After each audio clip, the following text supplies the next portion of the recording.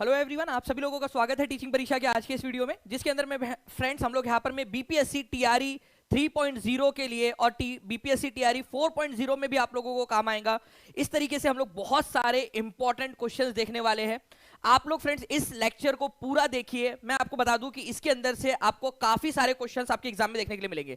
मैं आप लोगों को फ्रेंड्स कुछ इंपॉर्टेंट वाली चीजें भी बताने वाला हूं, कहां से पेपर आप लोगों का बन रहा था, ठीक है, और कैसे टीचिंग परीक्षा आप लोगों की उसमें मदद कर सकता है। उन सारी चीजों को भी मैं आप लोगों के साथ में डिस्कस करने वाला हूं, ठीक है। तो चलिए जल्दी से हम लोग यहां पर में आगे बढ़ते हैं। जितने भी लोग हमारे साथ में यहां पर में जुड़ चुके हैं उन सभी लोगों का बहुत बहुत स्वागत है, ठीक है।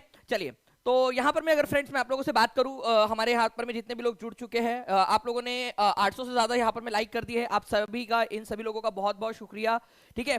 और ये सेशन जो है फ्रेंड्स इन सभी लोगों को समर्पित जो यहाँ पर में पहले से ही अपना फ्यूल जो है यहाँ पर में देते हैं, सेशन को जो है वो आगे बढ़ाते हैं। बाकी फूफा जी टाइप के लोग रहते हैं, वो तो कुछ भी जो है उन लोगों का रहता है कि वो बस कुछ भी करते रहिए सर, ठीक है। हम कमेंट बाजी करते रहेंगे और उनको अटेंशन घर से मिलता नहीं है तो वो लोग इधर में आके निकालते हैं। चलिए आगे बढ़ते हैं हम लोग यहाँ पर में friends. Which is the threat to environment. अब मैं आपको इसका प्रूफ दिखाता हूँ कि ये क्वेश्चन कहाँ से आप लोगों को आया था। ध्यान से देखेंगे आप सभी लोग, ठीक है। पर्यावरण के लिए किससे खतरा है? Which is the threat to environment. पादप वृद्धि, growing plant, growing population, growing crops, किससे खतरा है? जल्दी जल्दी से बताइए आप सभी लोग यहाँ पर में। तो यहां पर मैं अगर मैं बात करूं फ्रेंड्स पर्यावरण से, ठीक है, पर्यावरण को के लिए किससे खतरा है, तो ये आप लोगों का हो जाएगा यहां पर में जनसंख्या वृद्धि से। देखिए पेड़ पौधे बढ़ने से, पेड़ पौधे अगर बढ़ रहे हैं तो उससे पर्यावरण को कोई खतरा थोड़ी होगा, पर्यावरण के लिए तो अच्छा है वो, ठीक है। फसल वृद्धि होगी तो उससे भी थोड़ी ना कोई खतरा है, ठीक है। तो उसके लिए वो भी अच्छा है। जनसंख्या वृद्धि, अगर जनसंख्या बढ़ेगी तो आप लोगों को ज्यादा से ज्यादा जो है फिर जगह लगेंगी उनको बसाने के लिए, उस जनसंख्या को बसाने के लिए। आप पेड़ काटोगे, जंगल को काटोगे, वहां पर में बस्तियां बसाओगे, तो पर्यावरण को खतरा है पॉपुलेशन ग्रोथ। मैं आप लोगों को फ्रेंड डायरेक्टली यहां पर मैं एक चीज दिखाना चाहूंगा। आप लोग देख सकते हो 7वीं कक्षा की human settlement, transport and communication, NCERT का एमसीक्यूज, ठीक है। Which is a threat to environment. पर्यावरण को कौन सा खतरा है? Growing plant, growing population, growing crops, ठीक है। Which is the threat to environment. Growing plant, growing population, growing crops. क्या दिखा आप लोगों को? एनसीईआरटी की बुक का एमसीक्यू डाला है उसने। तो फ्रेंड टीचिंग परीक्षा ने ये फैसला लिया है कि आप लोगों के लिए एनसीईआरटी तो अवेलेबल करवाई दी गई है ऐप के अंदर में। अब फ्रेंड्स एनसीईआरटी की जो एमसीक्यूज है, ठीक है, एनसीईआरटी के पीछे के जो एमसीक्यूज है वो भी प्रोवाइड करवा दिया जाए, क्योंकि एक एक चीज के लिए यहाँ पर में कमिटमेंट है टीचिंग परीक्षा आप लोगों के लिए कि किस तरीके से आपका एक एक नंबर भी यहाँ पर में सिक्योर किया जा सकता है, ठीक है। तो जितने भी एनसीईआरटी के एमसीक्यूज है आप लोगों के बुक के पीछे में, हर चैप्टर के, चाहे वो छोटा से छोटा चैप्टर हो, बड़े से बड़ा चैप्टर हो आप लोगों का, उसके एमसीक्यूज आपको ऐप के ऊपर में प्रोवाइड करवा दिए जाएंगे। तो ग्रोइंग पॉपुलेशन एनसीईआरटी में दिया था, एज इट इज उठाया और पेपर में डाल दिया उसने, ठीक है। तो जितने भी, ठीक है, चाहे 150 चैप्टर्स हो, हर किसी का जो है फ्रेंड पीछे में जो भी उसके 2 3 4, किसी में 1, किसी में 2, किसी में 4, किसी में 10 जो दिए सारे के सारे डाल दिए जाएंगे आपके लिए, ओके। और आप लोगों का दिया हुआ भी था ये ग्रोइंग पॉपुलेशन। नाउ फ्रेंड्स एक बहुत ही इंपॉर्टेंट वाला करंट अफेयर का क्वेश्चन आप लोगों के लिए यहां पर मैं देखिए, और मुझे लगता है कि ये क्वेश्चन आपसे एग्जाम में पूछा जा सकता है, ठीक है। ध्यान से देखेंगे आप सभी लोग इस पर्टिकुलर क्वेश्चन को, ताकि आप लोग जो है इसका आंसर यहां पर में कर सके। जल्दी जल्दी से बताइए इसका आंसर क्या होगा। जितने भी लोग देख रहे हैं फ्रेंड्स सेशन को, यहां पर जो है आंसर करिए। Order of the Druk Gyalpo, ये अवार्ड किसको दिया गया है? और मैं आप लोगों को बताना चाहूंगा फ्रेंड्स, ये अभी करंट में था आप लोगों का, okay. Order of the Druk Gyalpo पुरस्कार किस देश का सर्वोच्च नागरिक सम्मान पुरस्कार है, और ये अभी हाल ही में जो है किसको दिया गया है? एक बार कमेंट कर दो यार जल्दी जल्दी से आप सभी लोग यहाँ पर में, ताकि आप लोग जो है यहाँ पर याद रख सके लंबे समय तक। तो Bhutan is the correct answer, Bhutan का है ये order of the Druk Gyalpo, ठीक है, order of the Druk Gyalpo.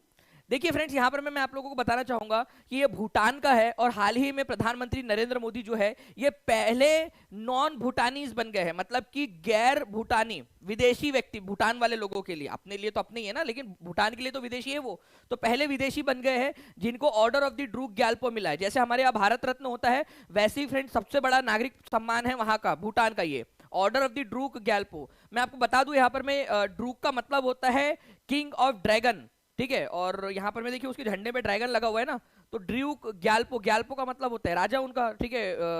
Druk Gyalpo dragon के देश का राजा, ठीक है, उसका ऑर्डर। तो इस तरीके से इसका पूरा का पूरा फुल फॉर्म बनता है, उसका मतलब बनता है आपका order of the Druk Gyalpo, Bhutan का है। अच्छा एक चीज मैं आपको बताना चाहूंगा फ्रेंड्स, एक चीज याद रखिए आने वाले एग्जाम के लिए बहुत इंपॉर्टेंट है, और एक एक बच्चा यहां पर में जो है इसको लिख देगा जल्दी से अपने अपने आंसर के अंदर में, ठीक है। The order of the Druk Gyalpo, ठीक है, ये किसको मिला है? प्रधानमंत्री नरेंद्र मोदी को मिला है और पहले नॉन भूटानीज बन गए ये। लेकिन फ्रेंड्स वहां के राजा का नाम, अब ये बहुत इंपॉर्टेंट हो जाता है आने वाली एग्जाम के लिए, ठीक है। देखिए जिग्मे खेसर नामग्याल वांगचुक, पूरा कलर वगैरह करके लाया है फ्रेंड्स। और रात में, अभी सुबह, रात में क्या, सुबह 5:30 बजे तक आप लोगों के लिए यही बना रहे थे हम, ठीक है। रात भी क्या बोलेंगे, सुबह 5:30 बज गए थे सो करते हुए। ओके, तो जिमगे खेसर नामग्याल वांगचुक, ये याद रखना है आप लोगों ने फ्रेंड्स, ठीक है। जिग्मे खेसर नामग्याल वांगचुक ये भूटान के राजा है। इंपॉर्टेंट पॉइंट है, ये पूछेगा, ये वाला क्वेश्चन आएगा, आप लोग कर पाओगे, बाकी लोग नहीं करेंगे। लिख दो एक बार जल्दी जल्दी से सभी लोग, ठीक है। लिख दीजिए यहां पर में जिग्मे खेसर नामग्याल वांगचुक, ठीक है। जिग्मे खेसर नामग्याल वांगचुक।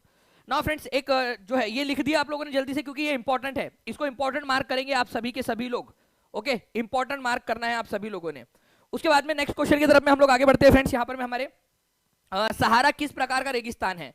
सहारा किस प्रकार का रेगिस्तान है आपका? और ये आपको कई बार मैंने पढ़ाया हुआ है यहाँ पर में, ठीक है। सहारा किस प्रकार का रेगिस्तान है? अगर मैं बात करूं आप लोगों से, कोल्ड, हॉट, माइल्ड, तो सहारा रेगिस्तान दुनिया का सबसे बड़ा गर्म रेगिस्तान है, ठीक है। ये याद रखना है आप सभी लोगों ने फ्रेंड्स, दुनिया का सबसे बड़ा गर्म रेगिस्तान। ओके, अब लेक्चर को आप लोगों को ध्यान से देखना और रिवीजन करना क्यों जरूरी है। एक मैडम थी जिन्होंने मैं उस दिन देख रहा था कमेंट के अंदर में, तो उन्होंने ना उसको ठंडा लगा के, ऐसा सहारा रेगिस्तान को मैं ठंडा लगा के आया, सही होगा कि गलत होगा, ठीक है। अरे भाई इतने बार ये लेक्चर करवा, ये क्वेश्चन कराया है, वैसे तो ये क्वेश्चन आपको वैसे भी जो है ना बहुत इजी वाला क्वेश्चन है, ठीक है, लेकिन फिर भी, ठीक है, कई बार करवाया भी है इसके बारे में कि सबसे बड़ा गर्म रेगिस्तान है। अब देखो यहां पर में समझना आप लोग, ठीक है, the Sahara desert world's largest hot desert, ठीक है, ये कई सारे बार बताया है, हॉट डेजर्ट है ये आपका सबसे बड़ा। एक चीज आपको बता दूं, ये दुनिया का सबसे बड़ा हॉट डेजर्ट है, लेकिन सबसे बड़ा डेजर्ट नहीं है। दुनिया का सबसे बड़ा रेगिस्तान अंटार्कटिका है। दुनिया का सबसे बड़ा जो है रेगिस्तान कौन सा है यहां पर में, ठीक है, जल्दी से बताइए यहां पर में दुनिया का सबसे बड़ा रेगिस्तान कौन सा है? अंटार्कटिका। लेकिन वो ठंडा है, सहारा ठंडा नहीं है, थोड़ा शब्दों को ध्यान से सुना करो, सहारा ठंडा नहीं है। सबसे बड़ा ठंडा रेगिस्तान कौन सा है अगर ये क्वेश्चन आ जाए आप लोगों से, तो अंटार्कटिका होगा। और सबसे बड़ा रेगिस्तान भी बोल दिया जाए तो अंटार्कटिका होगा आप लोगों का। लेकिन अंटार्कटिका ठंडा है और सहारा गर्म है। ओके, तो गर्म रेगिस्तान बोले सबसे बड़ा तो सहारा, लेकिन सिर्फ रेगिस्तान बोले तो अंटार्कटिका होगा सबसे बड़ा, क्योंकि वो सहारा से भी बड़ा है लेकिन ठंडा है। और ठंडा रेगिस्तान भी हो सकता है, रेगिस्तान मतलब बेसिकली जहां बारिश कम होती है वो होता है आपका, तो रेगिस्तान ठंडे भी हो सकते हैं, ऐसा नहीं कि गर्म होगा तभी होगा यहाँ पर मैं आपका। अच्छा, अब मैं 2-3 चीजें आप लोगों से बता रहा हूँ फ्रेंड्स, उसको प्लीज याद रख लेना आप लोग, ठीक है। एक इंपॉर्टेंट क्वेश्चन है, ग्रेट विक्टोरियन डेजर्ट कहां पर में? चलो आपके सामने स्क्रीन है, स्क्रीन को आप लोग जूम भी कर सकते हो, ठीक है, ऐसा पिंच आउट करके, अगर आपने यूट्यूब को अपडेट रखा हुआ है तो आप लोग उसको कर पाओगे। तो जल्दी जल्दी से जो है फ्रेंड्स यहाँ पर मैं बता दीजिए, ग्रेट विक्टोरियन डेजर्ट कहां पर में? मैं थोड़ा सा साइड में जा रहा हूं क्योंकि आप लोग जो है आपके टीआरई 2.0 के अंदर में ये प्रश्न आया था। जल्दी से बताइए आप सभी लोग, जल्दी जल्दी से एक बार सभी लोग आंसर कर देंगे।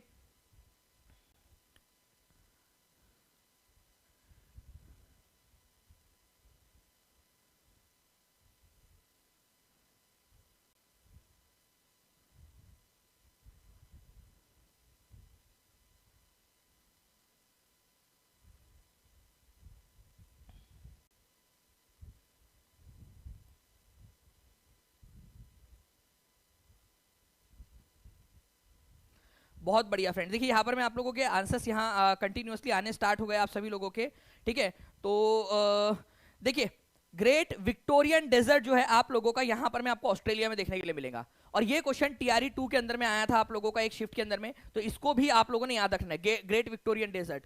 अगर थार डेजर्ट बोले तो भारत के अंदर में है, गोबी डेजर्ट बोले तो मंगोलिया और चाइना के अंदर में, गोबी डेजर्ट मंगोलिया और चाइना के अंदर में। तो जितने भी लोग आंसर कर रहे हैं बहुत बढ़िया। और एक चीज आपको बताना चाहूंगा फ्रेंड्स, आप लोगों को आज कितने लोग हैं जिन लोगों को व्हाट्सएप के ऊपर में आज एक क्वेश्चन आया था आप लोगों के लिए, ठीक है, आप लोगों में से कितने लोग हैं हाथ ऊपर कर देंगे जल्दी जल्दी से। आज सुबह सुबह रात में जो है फ्रेंड्स हमने उसको ब्रॉडकास्ट किया आप लोगों के लिए, ताकि आप लोगों की पढ़ाई में कैसे हम मदद कर सकते हैं उसको देखा जाए। एक क्वेश्चन आपको प्रैक्टिस के लिए डाला था कि भाई जो राइस है, ठीक है, राइस या धान जिसको आप लोग कहते हैं, उसका सबसे बड़ा प्रोड्यूसर कौन सा है बिहार के अंदर में, कौन सा वाला सबसे बड़ा डिस्ट्रिक्ट है? कितने लोगों को आया था? आंसर भी किया होगा आपने। जिन लोगों ने नहीं किया है या जिनको नहीं आया है मैसेज, ठीक है, व्हाट्सएप के ऊपर में प्रैक्टिस क्वेश्चन, उन्होंने फॉर्म नहीं भरा होगा, ठीक है। मैंने आपको एक फॉर्म दिया था, उसमें आपसे कहा था कि वो फॉर्म भर दो, ठीक है। तो ऑब्वियस सी बात है यार, आप लोगों ने फॉर्म नहीं भरा होगा, जिसने नहीं भरा होगा तो फॉर्म लास्ट में दे दूंगा मैं क्लास के आप लोगों के, ठीक है, तो आप तब भर देना उसको। तो जिसने भी भरा था उसका आंसर क्या था? उसका आंसर रोहतास था। ठीक है, रोहतास। अब मैं एक क्वेश्चन आप लोगों को दे रहा हूं जो आगे में मैं कभी भी आप लोगों से पूछ सकता हूं। ठीक है, हो सकता है आप लोगों को व्हाट्सएप के माध्यम से, किसी भी माध्यम से या लेक्चर में पूछ लूं आपसे। आपकी प्रिपरेशन होनी चाहिए क्योंकि मुझे मेरे बच्चों का सिलेक्शन यहां पर मैं कराना है। लीची, लीची का सबसे बड़ा प्रोड्यूसर स्टेट कौन सा है? ठीक है, सबसे ज्यादा प्रोडक्शन कहां होता है?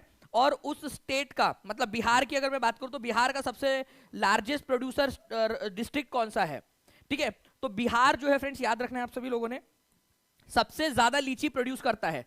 ठीक है, स्पेशली शाही लीची, यूके, यूएसए, ठीक है, और अलग अलग देशों के अंदर में शाही लीची, जिसको जीआई टैग मिला है बिहार को शाही लीची का, ठीक है, उसके टेस्ट के वजह से, तो वो बाहर के देशों तक में जो है एक्सपोर्ट होती है। तो मुजफ्फरपुर, वेरी गुड फ्रेंड, बहुत सारे लोग यहां पर मैं आंसर कर रहे हैं। ठीक है, तो मुजफ्फरपुर, ये याद रखना है आप सभी लोगों ने फ्रेंड्स, मुजफ्फरपुर जो है आप लोगों का, ये सबसे बड़ा उत्पादन करता है बिहार के अंदर में। ये क्वेश्चन बनेगा आगे वाले किसी एग्जाम के अंदर में, तो इसको याद रखना। और जो फॉर्म है वो मैं आप लोगों को लास्ट में दे दूंगा, तो लास्ट तक जुड़े रहिए आप सभी के सभी लोग।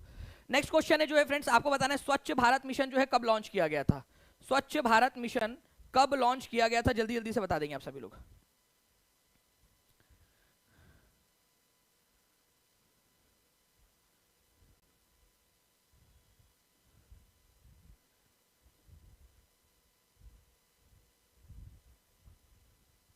बहुत बढ़िया फ्रेंड्स, देखिए आप लोगों के कंटिन्यूअसली आंसर्स आ रहे हैं फ्रेंड्स, और ऐसे ही आप सभी के सभी लोग, जितने भी लोग देख रहे हैं, आंसर करते रहिए। एनसीईआरटी में दिया हुआ है स्वच्छ भारत मिशन की अगर मैं बात करूं फ्रेंड्स, तो ये आपका गांधी जयंती 2 अक्टूबर को लॉन्च किया गया था, जिस साल गवर्नमेंट बनी थी। ठीक है, एनडीए की पहली, प्रधानमंत्री नरेंद्र मोदी जब प्रधानमंत्री बने थे उस समय में। ठीक है, 2 अक्टूबर 2014 को। और आपको बता दूं 2019 तक का इसका भारत को स्वच्छ बनाने का लक्ष्य था।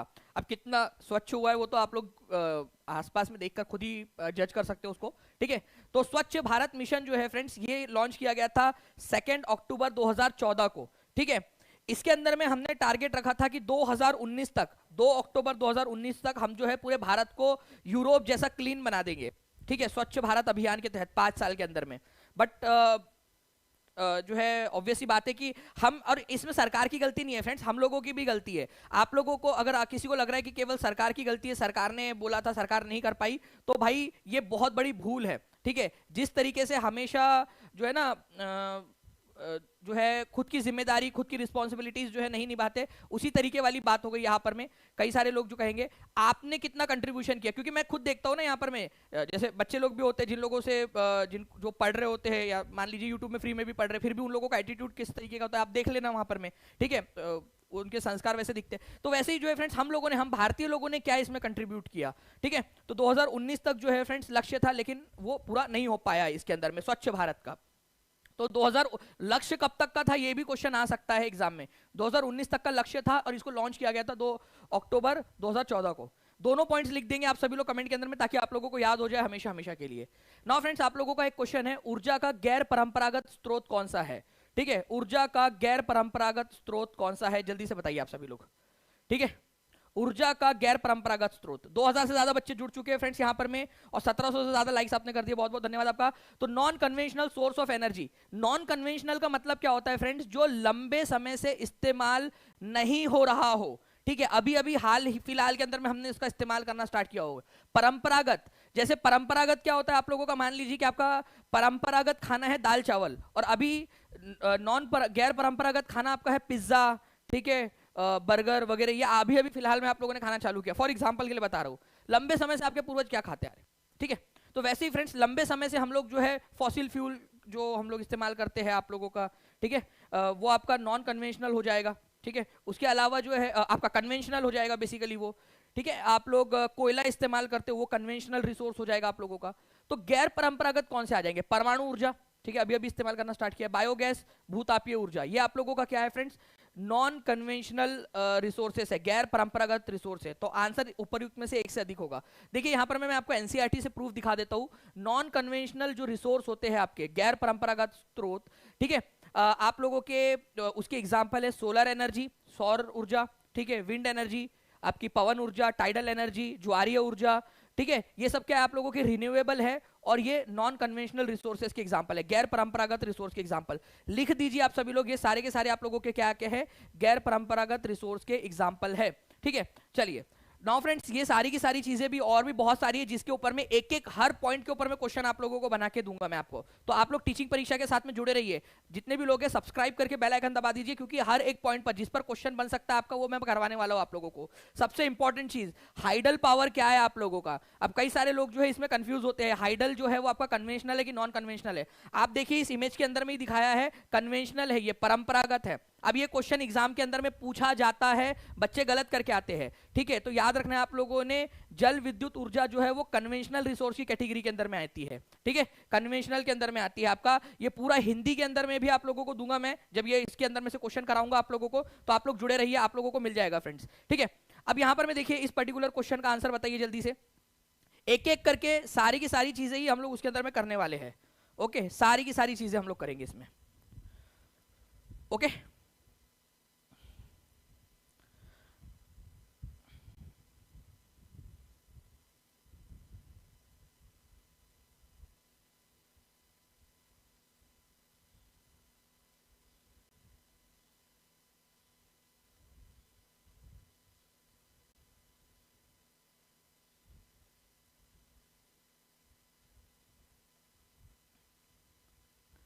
बहुत बढ़िया फ्रेंड्स। देखिए आप लोगों के आंसर्स यहां पर में आने स्टार्ट हो गए हैं। जनसंख्या घट जाएंगी यदि, ठीक है, अगर देखिए इसको ना ऐसे समझिए आप लोग, अगर मान लीजिए कि बर्थ रेट, जन्म जितने लोग जो है पैदा हो रहे हैं उतने ही लोग मर रहे हैं, तो जनसंख्या उतनी की उतनी रहेंगी, स्टेडी रहेंगी, ठीक है, उतनी ही जनसंख्या रहेंगी। तो बर्थ रेट और डेथ रेट, ठीक है, मृत्यु दर और जन्म दर समान रहा तो उतनी रहेंगी, एनसीईआरटी में दिया हुआ आप लोगों का, तो पॉपुलेशन उतनी की उतनी ही रहेंगी आप लोगों की, ठीक है। उसके बाद में अगर मान लीजिए बच्चे जो है वो ज्यादा पैदा हो रहे हैं यहाँ पर में, ठीक है, अभी बीपीएससी का एग्जाम की डेट नहीं आ रही, पता चले यहाँ पर में कि राजू की शादी भी हो गई, यहाँ पर में नेहा की भी हो गई, और मतलब बच्चे बढ़ते जा रहे हैं यहाँ पर। मैं भी इसलिए बोल रहा हूँ बीपीएससी को जल्दी से एग्जाम कराओ यार, ज्यादा से ज्यादा, ताकि बच्चे लोग एग्जाम भी देते रहे, ठीक है। तो बर्थ रेट जो है फ्रेंड्स यहाँ पर में ये याद रखना है आप लोगों ने, ठीक है, अगर ज्यादा है और डेथ रेट कम है, ठीक है, तो जनसंख्या बढ़ती जाएंगी और ज्यादा, क्योंकि ज्यादा बच्चे पैदा हो रहे हैं, लोग कम मर रहे हैं, ठीक है। पॉपुलेशन डिक्रीज जो है फ्रेंड्स ये याद रखना है आप लोगों ने कब होगा, जब बच्चे कम पैदा हो रहे हैं, आप लोग जो है वो प्रिपरेशन करते जा रहे हो, बीपीएससी एग्जाम की डेट ही घोषित नहीं कर रहा, इसलिए जो है किसी की शादी ही नहीं हो रही, बीपीएससी की एग्जाम कैंसिल पे कैंसिल होती जा रही, और बेचारे दादा दादी जो है वो इस आस में चले जा रहे हैं यार कि मैं चाह रही थी, आपके परदादा जो है चले गए कि बेटा बस मैं तुम्हारे जो है मेरे पर पोते का मुंह देखकर जाना चाहती थी, पर पोती का मुंह, बेचारी चले गए बीपीएससी के वजह से, ठीक है। तो उस केस में क्या होगा, जनसंख्या डिक्रीज होगी आपकी। तो ये याद रखेंगे आप सभी लोग फ्रेंड्स कि पॉपुलेशन डिक्रीज कब होगी। अब आप लोग थोड़ा सा पढ़ो, दिमाग की एक्सरसाइज होगी इसमें आप लोगों की, और कुछ नहीं फ्रेंड्स, आप लोगों का आपको बेहतर तरीके से समझ में ही आएंगी ये सारी की सारी चीजें, ठीक है। जल्दी से आंसर कर देंगे आप सभी लोग।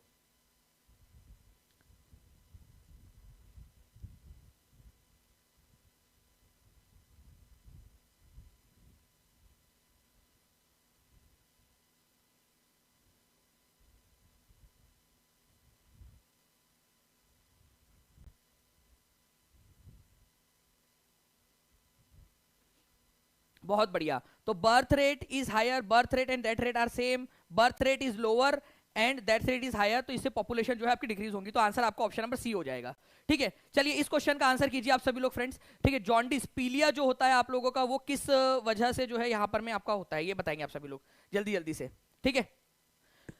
जल्दी से इस पर्टिकुलर क्वेश्चन का आंसर कीजिए। देखिए मैं अपने तरफ से जो आवाज के लिए जो लोग बोल रहे हैं, मेरे तरफ से मेरे को लगता है कि आवाज जो है वो बराबर से जा रही होगी, क्योंकि मैं पूरा अपनी जान लगा के जो भी मेरे है आपका पूरा गले से चेस्ट से सब तरह से जोर लगा के यहाँ पर मैं बोल रहा हूँ आप लोगों के लिए, ठीक है। आप लोग जल्दी जल्दी से अपने तरफ से भी एक बार माइक का जो है पूरा का पूरा एक बार इंक्रीज कर लीजिएगा। निम्नलिखित में से किस प्रकार के प्रदूषण से पीलिया रोग फैल सकता है।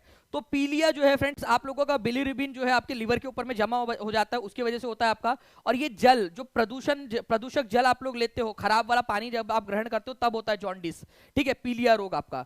इसके अंदर में क्या होता है आपका बिलीरुबिन जो है एक उत्तक है, वो क्या होता है आपके जो है ना लिवर के ऊपर में जमा हो जाता है बेसिकली आप लोगों का ये बिलीरुबिन।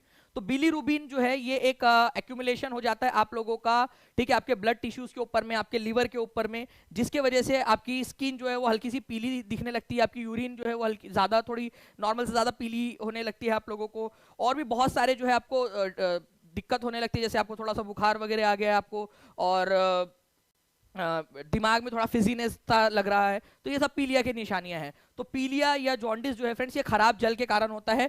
बिलीरुबिन उसका कारण है, ये भी याद रखना है आप सभी लोगों ने। आपके ब्लड में, आपके लीवर के ऊपर में स्पेशली ये जाके जमा हो जाता है।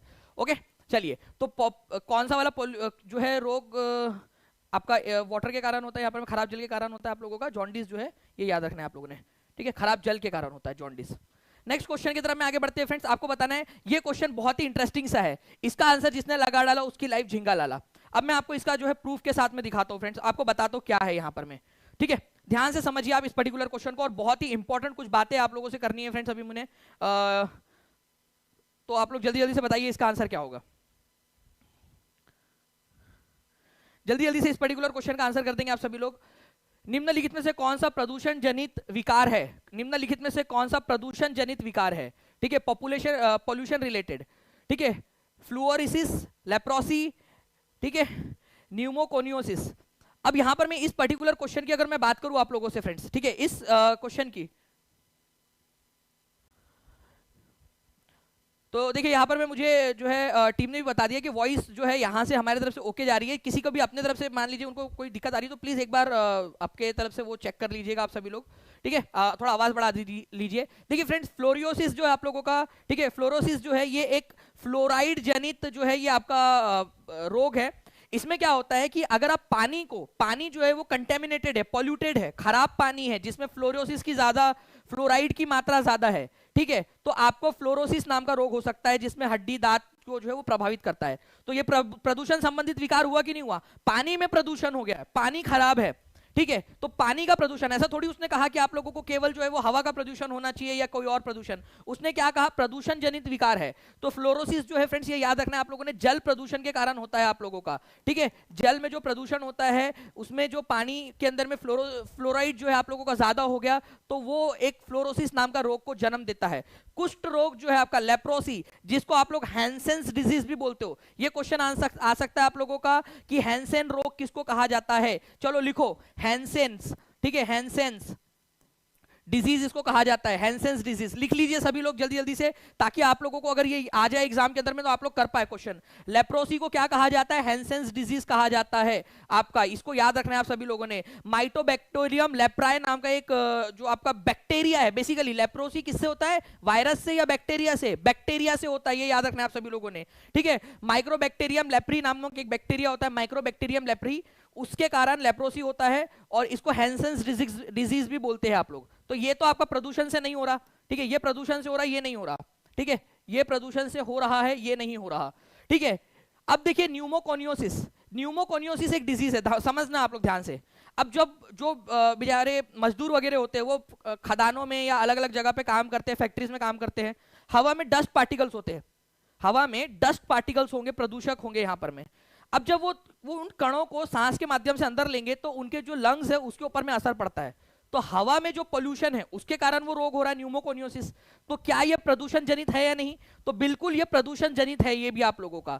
अब इसके ऊपर में जो है फ्रेंड्स, आप कई सारे जो टीचर्स है और कई सारे जो लोग हैं अलग अलग आंसर बता रहे हैं। मैं आपको बता दे रहा हूं कि फ्लोरोसिस जो है आपका जल प्रदूषण के कारण होता है, ठीक है, जल के अंदर में फ्लोराइड ज्यादा होता है, वो आप ग्रहण करते हो तो फ्लोरोसिस रोग होता है। न्यूमोकोनियोसिस हवा के अंदर में जो प्रदूषक होते हैं उसके कारण होता है। तो दोनों ही तो प्रदूषण जनित है ना, तो आंसर डी क्यों नहीं होगा फिर इसका, कि भाई D, more than one of the above.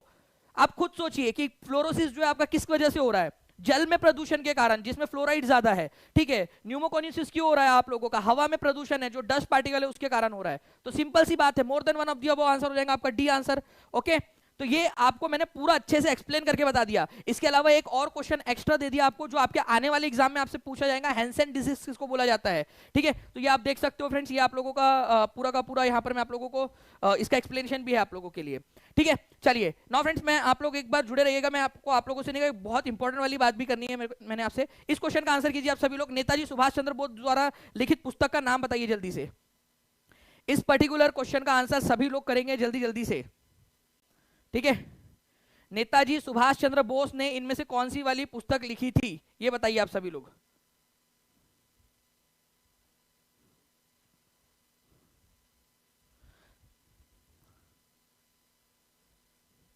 मैं आपको ना एक बहुत ही जीनियस व्यक्ति है, ठीक है, उसके बारे में बताना चाहूंगा।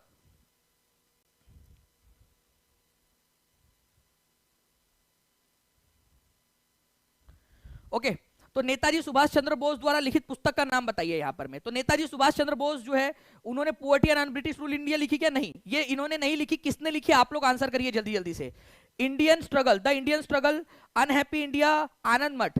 अनहैप्पी इंडिया, अनहैप्पी कब होंगे आप लोग? जल्दी से, ये भी क्वेश्चन बनता है ना आप लोगों का कि आप अनहैप्पी कब होने वाले हो, क्योंकि ये आप लोगों को एक चीज याद आ रही है आप लोगों को, आपको बताया था मैंने कि भाई अनहैप्पी कब होंगे आप, आपको अगर लाठियां पड़ेंगी तो आप हैप्पी होंगे या अनहैप्पी होंगे। तो अनहैप्पी इंडिया किसने लिखी थी? आनंद मठ किसने लिखी ये भी बता दीजिए। एक बज गया आपका। Indian struggle, the Indian struggle जो है नेताजी सुभाष चंद्र बोस के द्वारा लिखी गई पुस्तक है। B is the correct answer. तो नेताजी सुभाष चंद्र बोस ने जो पुस्तक लिखी थी उसका नाम है द इंडियन स्ट्रगल। लिखिए, बहुत ही इंपॉर्टेंट पुस्तक है। नेताजी सुभाष चंद्र बोस ने जो है फ्रेंड्स आपको याद रखना है सिंगापुर से, ठीक है, भारत के अंदर में क्या किया था उन्होंने जो है सरकार, भारत के लिए एक अंतरिम सरकार बनाई थी उन्होंने, ठीक है, सिंगापुर से। कब बनाई थी उन्होंने? आपका अक्टूबर 1943 के अंदर में। ये भी आप लोग याद रख लोगे फ्रेंड्स। सिंगापुर से भारतीय सेना की मदद से जो है इन्होंने क्या किया था, एक सरकार बनाई थी। इसके अलावा जो है वो भारत के भारतीय राष्ट्रीय कांग्रेस के 2 बार अध्यक्ष रहे, एक बार 1938 में और एक बार 1939 में, बट इन्होंने यहां पर में इस्तीफा दे दिया था, ठीक है। इनको जो है फ्रेंड देश नायक जो है यहां पर में कहा गया, देश नायक, ठीक है, देश नायक। किसने इनको उपाधि दी थी देश नायक की? रविंद्रनाथ टैगोर ने। तो देश नायक किसको कहा जाता है? ठीक है, देश नायक किसको कहा जाता है? रविंद्रनाथ टैगोर ने जो है देश नायक किसको कहा था? सुभाष चंद्र बोस को कहा था, ठीक है। और इनकी आत्मकथा का नाम है द इंडियन स्ट्रगल। ये जो आप लोगों को द इंडियन नेशनल मूवमेंट करके एक मैंने लेक्चर कराया था ना आपको, टॉप 100 क्वेश्चन, उसके पहले ही इसमें करवा दिया था आपको, ठीक है। तो इसको याद रखना है आप लोगों ने। चलो, अनहैप्पी इंडिया किसने लिखी थी? जल्दी से आप लोग स्क्रीन पर से देखकर लिख दीजिए ताकि आप लोगों को याद हो जाए, ठीक है। आप सभी लोगों को याद हो जाए, जल्दी जल्दी से सभी के सभी लोग लिख देंगे यहां पर में, ठीक है। जल्दी से लिख दीजिए आप सभी लोग।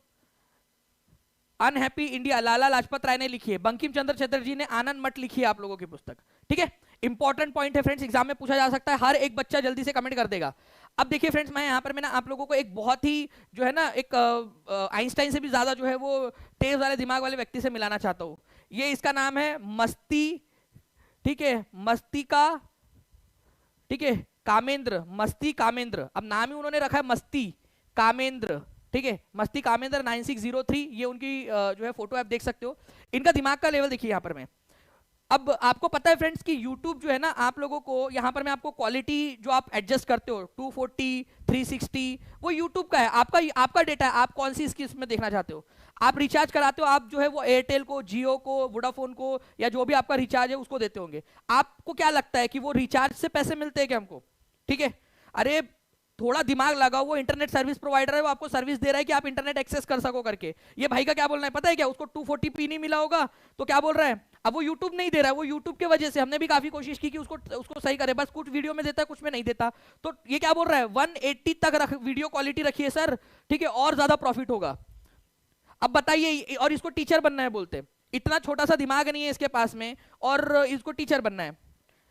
मतलब देखिए कमेंट के अंदर में एक तो पढ़ रहा है, पूरा का पूरा लेक्चर उसने फ्री में देखा होगा, उससे एक भी पैसा नहीं लिया। प्लस फ्रेंड्स एक चीज आपको बता दूं, यहां पर मैं एक बहुत ही इंपॉर्टेंट चीज है, आधा मिनट लूंगा आप लोगों का, ध्यान से सुनिए आप सभी लोग। ये देखिए फ्रेंड्स, ये वीडियो मैंने 2 घंटा 38 मिनट तक लिया था आप लोगों का, ठीक है, और इसकी इनकम कितनी है, ठीक है, 1111 रुपए 86 पैसे, 11 रुपए 86 पैसे। हमने एड रेवेन्यू बंद रखा है, किसी ने सुपर चैट किया था 20 रुपए का, सुपर चैट किसी ने किया था 20 रुपए का, ठीक है, उसमें से YouTube ने अपना कमीशन काट के वो डाल दिया, वो 11 रुपए। आपको क्या लगता है मैं रिक्शा चला लेता तो इससे ज्यादा पैसे नहीं कमा लेता 2.5 घंटे के अंदर में? और क्यों एड रेवेन्यू क्यों बंद रखा है? एड रेवेन्यू क्यों बंद रखा है YouTube का हमने?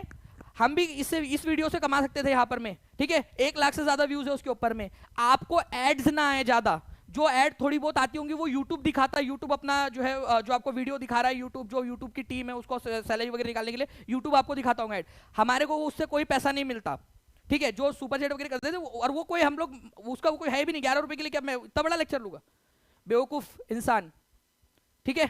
आप लोगों के लिए कर रहे हैं यहाँ पर मैं एड रेवेन्यू बंद, किसके लिए है? आप लोगों के लिए। लाखों रुपए का वो यहाँ पर में लॉस होता है, किसके लिए? आप लोगों के लिए, ताकि आपका नुकसान ना हो। फिर भी जो है कमेंट करने से एक बार पहले नहीं सोचते कोई, ठीक है। और आप लोग भी जो अच्छे भी लोग हैं ना, वो लोग भी जो है सिर्फ वो देखकर निकल जाते हैं, सपोर्ट करना नहीं आता। और आप लोगों से बोल दो कि लाइक कर दो, शेयर कर दो, तो आप लोगों की वो हो जाती है, ठीक है, आप लोगों का वो आप लोगों को वो लग जाता है कि भाई क्या करने बोल दिया ऐसा इतना बड़ा, ठीक है, वो मत बोला करो सर। 3 घंटे 20 मिनट का लेक्चर है, ठीक है, 7.5 लाख के करीब जो है फ्रेंड्स व्यूज है इसके, ठीक है। और यहाँ पर मैं इसकी वो सुपर चैट वगैरह से जो 3.5 घंटे में हुआ था उसकी पूरा एड रेवेन्यू बंद रखा है आप लोगों के लिए, ताकि आपको एड ना आए, आप लोगों को एड्स ना दिखे। आप लोग पढ़ाई अच्छे से कर सके करके। ठीक है, आपको क्या लगता है इस वीडियो से 50,000 रुपए की इनकम नहीं कर सकता था मैं? ठीक है, आप लोगों के लिए बंद रखा है उसको। ठीक है, आपको ऐड ना आए करके, और आप लोग अच्छे से ये पूरा 3 घंटा 20 मिनट में जो भी यूट्यूब दिखाएगा थोड़ा बस बस उतना दिखे, और आप बाकी पूरा अच्छे से देख सके। बट स्टिल जो है फ्रेंड्स, इसी वजह से यूट्यूब के ऊपर में जो है मेरे को लगता है कि बहुत सारे ऐसे लोग हैं जो इतना ज्यादा वो एफर्ट नहीं डालते करके, क्योंकि आप लोग इतने वो नहीं है। ठीक है, आप लोग जो है वो नहीं करते। और अगर मैंने आप लोगों से कह दिया कि शेयर कर दो, लाइक कर दो, तो कुछ लोगों का रहता है कि सर ये मत बोला करो करके।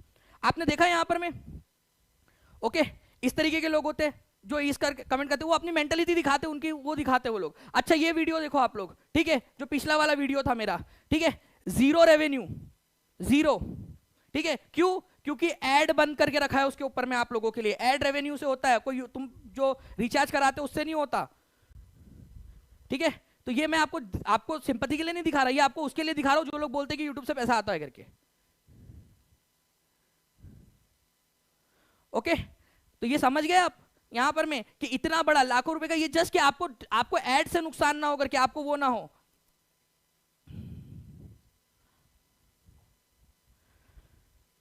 चलिए आगे बढ़ते हैं। तो आप लोगों को समझ में आ गया यहाँ पर में कि YouTube से आप लोगों से कुछ भी नहीं लिया जा रहा है, या YouTube की तरफ से भी नहीं लिया जा रहा है। आप लोग देखोगे कि कहीं पे भी आप देखते हो इतने सारे एड्स आते होंगे, आपको टीचिंग परीक्षा पे नहीं देखने मिलते होंगे, क्योंकि बंद करके रखा हुआ है यहाँ पर में।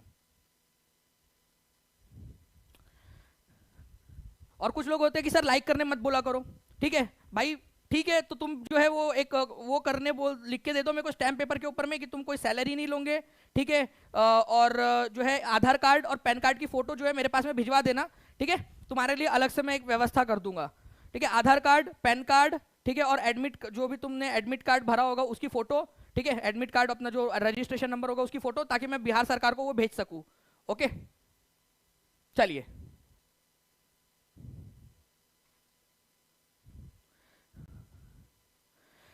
इस क्वेश्चन का आंसर कीजिए। इंदिरा गांधी कैनल इरिगेटिंग जो है थार डेजर्ट ओरिजिनेट्स फ्रॉम, कहां से ओरिजिनेट होती है?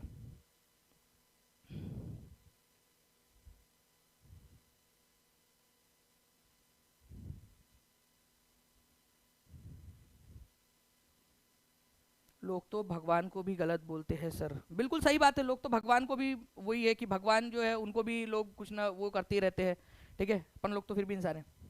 ऐसे लोगों को ब्लॉक कर दिए। ब्लॉक तो पहले फुर्सत में होते हैं वो लोग।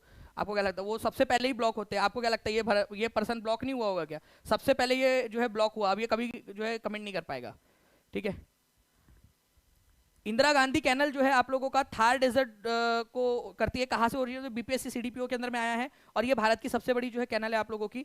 तो यहाँ पर मैं आप लोग देखिए फ्रेंड्स, ये हरी के बराज है आपका पंजाब के अंदर में, जहाँ पर में ब्यास और सतलज नदी का उद्गम जो है मिलन होता है। ब्यास और सतलज नदी, वहां से ये नदी निकलती, ये नहर निकाली गई है आपकी। इसको पहले राजस्थान कैनल बोला जाता था, बाद में नाम इसका इंदिरा गांधी कैनल कर दिया है। ये भारत की सबसे लंबी कैनल है। ठीक है, हरी के बराज से निकलती है। हरी के बराज कहाँ पर में बनाया गया आपका? कौन से दो नदियों के संगम पर बनाया गया हरी के बराज? ये क्वेश्चन आ सकता है। ठीक है, तो हरी के बराज जो है आप लोगों का, हरी के, ठीक है, बराज जो है आप लोगों का, ये याद रखना है आप सभी लोगों ने फ्रेंड्स। ठीक है, ब्यास और सतलज, ब्यास और सतलुज नदी जो है आप लोगों की, उसके संगम पे बनाया गया है। यहाँ पर में एक बांध है आपका, और यहाँ से जो है एक नहर निकाली गई है। ये नदी वापस चली जाती है यहाँ पर में आगे में दोनों के संगम से, लेकिन एक नहर निकाली गई है जिसका नाम है इंदिरा गांधी कैनल, जो कि सबसे बड़ी नहर है। और ये कहाँ पर में पानी जो है आपूर्ति करती है? राजस्थान के उस इलाके में जहां पर में सूखा होता है, उस इलाके के अंदर में ये करती है। ये याद रखना है आप सभी लोगों ने। ठीक है, हरी के barrage. Now friend, next question की तरफ मैं आगे बढ़ते हैं आप लोगों के। विच of the following city hosted the annual meeting of world economic forum? World economic forum की एनुअल मीटिंग कहां पर में हुई? और ये हर साल होती है वर्ल्ड इकोनॉमिक फोरम की यहाँ पर में मीटिंग।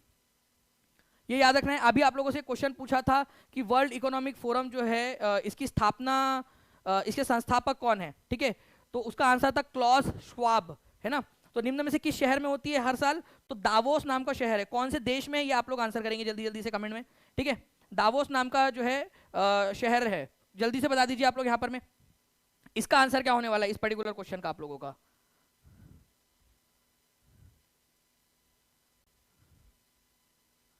जल्दी जल्दी से बताइए यहाँ पर में। ओके,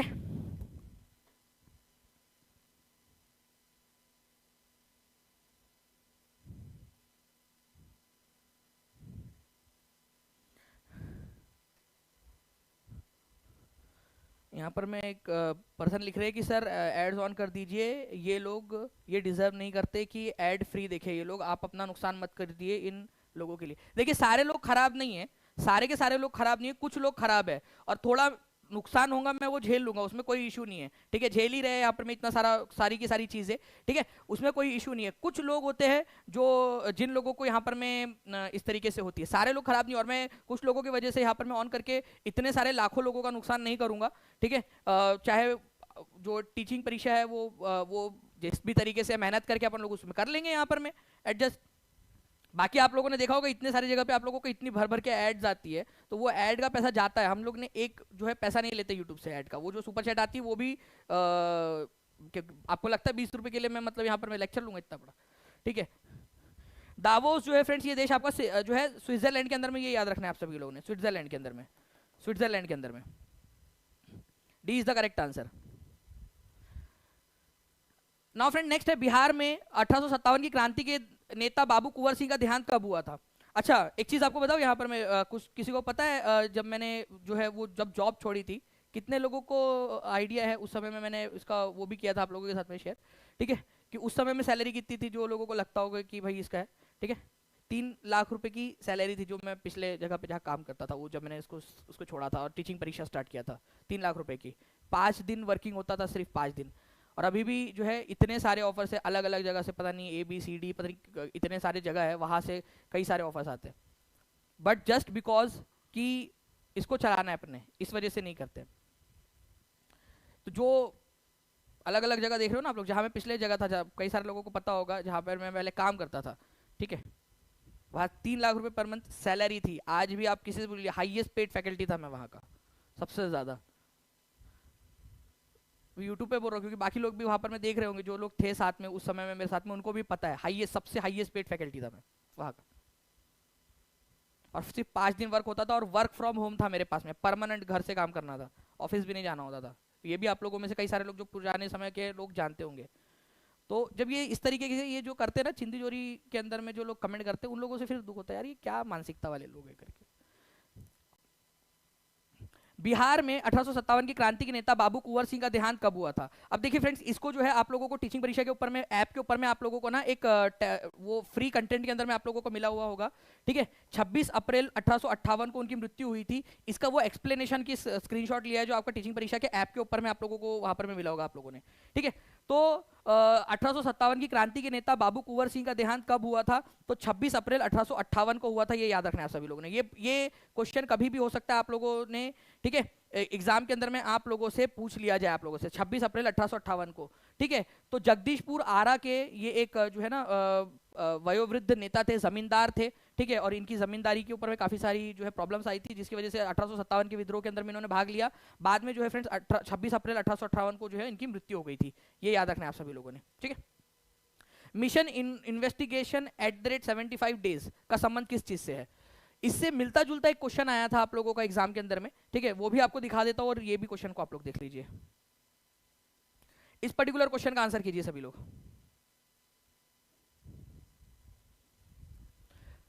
मिशन इन्वेस्टिगेशन @ 75 डेज, ठीक है,